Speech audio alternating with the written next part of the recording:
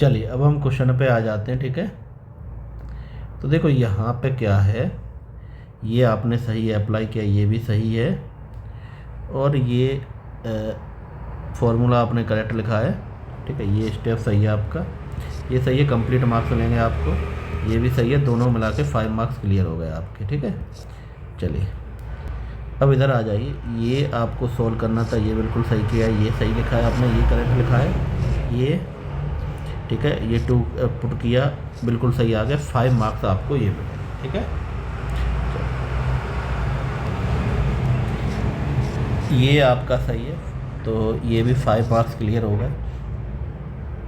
नहीं, ये 3 मार्क्स का था, 3 मिलेंगे, पर आपने किया सही है, ठीक है। ये कैलकुलेशन सॉल्व किया तो ये आपका आंसर सही आ गया, 3 मार्क्स इसमें भी मिलेंगे, ये 3 मार्क्स मिलेंगे, यहाँ भी आपका करेक्ट है, तो 2 मार्क्स का है, ठीक है। 2 मार्क्स का है, 3 मार्क्स, अच्छा ये 8 है, तो ठीक है, इसके 2 और इसका 1, 3 मार्क्स हो गए आपके।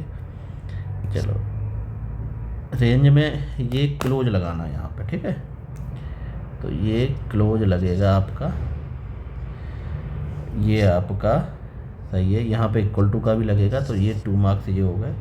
3 मार्क्स का एक और बढ़ा देना इधर, ये भी 3 मार्क्स का है, ठीक है। ये कैलकुलेशन बिल्कुल सही किया, 3 मार्क्स का ये भी है। ये क्वेश्चन सही है, 2 मार्क्स के हैं दोनों। ये आप कैलकुलेट कर रहे हो, ये आंसर हैं इसके, बिल्कुल सही है। ये आपका यहाँ पे करेक्ट है, ये भी बिल्कुल सही है आपका, ये भी सही है, ये आपका करेक्ट है, और ये भी करेक्ट है।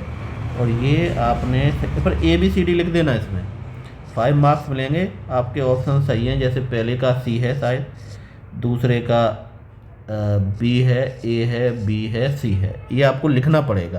अगर आप डायरेक्ट आंसर लिख दोगे तो नंबर कट सकते हैं आपके, ये बात ध्यान रखना, ठीक है। आपका कंप्लीट हो गया है।